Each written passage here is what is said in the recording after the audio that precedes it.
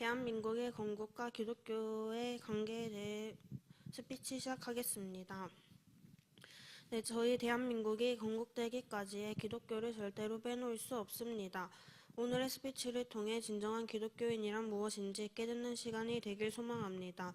우리 대한민국에서 근대 문명 체계가 만들어지게 된 계기는 봉건 체제에서 근대 체제로 바뀌기 시작한 1876년입니다.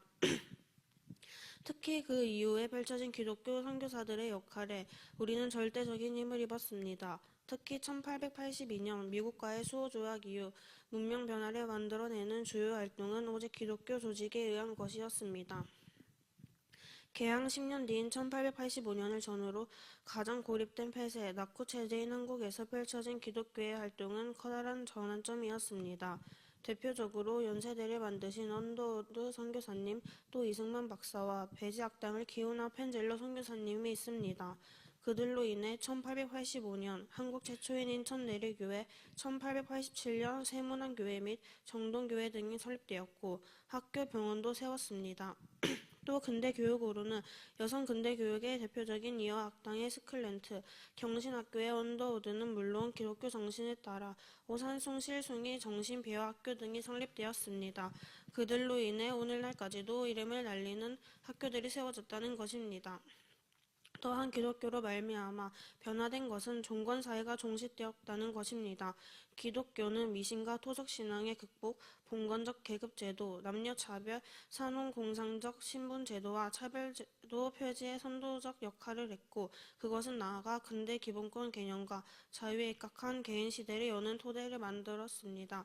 근대 교육과 근대 의료체계는 모두 개인의 삶의 질과 개인의 생명을 중시하며 전 근대적인 봉건적 사회의 존재 양식을 바꾸었습니다. 그런 의미에서 한국에서 기독교는 종교를 넘어 근대적 가치와 근대적 삶을 형성시키는 문명사적 변화를 만드는 것이었습니다. 나아가 반봉건투쟁과 반식민투쟁 그리고 1945년 이후 반공상투쟁 등 모든 전체주의와의 투쟁에 선봉했었던 것도 기독교였습니다. 자주 독립국가의 지향 가 근대 민주공화제 건립에 기반이 된 3.1운동은 이념적으로나 주도적 활동가에서 모두 기독교가 중심이었고 이승만 대통령과 같은 민족 지도자들도 모두 기독교적 기반에 입각했다는 것입니다. 또 공산주의를 대상으로 한 반공투쟁의 주역들도 거의 그리스도인이었으며 6.25 전쟁에서 공산주의로부터 가장 커다란 희생을 입고 재기의 중심에 섰던 것도 기독교였습니다. 우리가 주목할 것은 기독교적 기반이 자유민주주의 도입과 정착 시기는 물론이고 산업화 시대에서도 폭발적으로 성장했다는 것입니다. 그것은 근대화 과정에서 기독교 정신이 늦어진 근대화를 형성시키는 기반이 되었기 때문입니다. 수백 년간 한국 사회를 지배해온 과거급제와 공무원 시험과 같은 공직자 중심에서 기업과 시장 중심적 사회 변화와 인식 기반을 기독교가 만들어냈습니다. 즉 기독교 정신이 없었다면 봉건적 전통적 한국 사회가 오늘날같이 근현대 사회로 바뀌지 못했을 것입니다. 그런데 현재 사회는 어떻습니까? 당시 기독교 정신이 아닌 이제는 교회 키우기에 중심을 두고 있는 것이 현실입니다. 교회 안에 계급을 만들고 등급을 나누고 자신의 삶만을 신경 쓰고 철저한 개인주의 속에 빠져 있습니다. 그러면서 이렇게 이야기를 합니다. 교회가 정치를 하면 안 돼. 목사는 설교만 하면 되지. 왜 나라에 발벗고 나서는 거야. 학교에서는 종교에 대해 말을 하면 안 돼. 이것은 진정한 기독교 정신이 아닙니다. 우리는 근대화 시기에 기독교 정신, 선교사들의 정신을 되찾아야 합니다. 교회가 교육에 들어가고 정치에 들어가야 된다는 것입니다. 1933년 히틀러가 정치할 때 개신교가 63%였습니다. 그리고 가톨릭은 32.5%, 유대인은 4%, 나머지는 기타였습니다. 그러나 기독교인들은 히틀러를 막지 않았습니다. 히틀러는 무력으로 된 것이 아닙니다.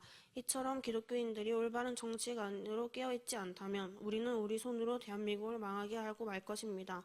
그렇기에 우리가 기억해야 하는 것은 대한민국의 건국에 있어 기독교를 뺀다면 아무것도 성립될 수 없고 대한민국이라는 한 나라의 정체성이 사라질 것이라는 점입니다. 더하여 우리가 기독교를 택했기 때문에 우리나라는 70년 만에 기적을 이루어냈다는 것을 기억해야 합니다. 마지막으로 제가 드리고 싶은 말은 우리가 진정한 기독교인이라면 진정으로 하나님을 만났더라면 기독교와 정치하는 것에 대해 절대적으로 부정적으로 볼 수 없다는 것입니다. 전심으로 힘을 다해 나아가야 합니다. 그 정신을 회복할 때 대한민국은 살아날 것입니다. 요한복음 8장 32절 진리를 알지니 진리가 너희를 자유케 하리라. 오직 자유는 진리로부터 온다는 것을 우리는 기억해야 합니다. 그러기 위해 모든 신을 적대하는 공산주의를 싹 잘라버리고 기독교 정신으로 나라를 세워가야 함을 믿습니다. 이상 스피치 마치겠습니다.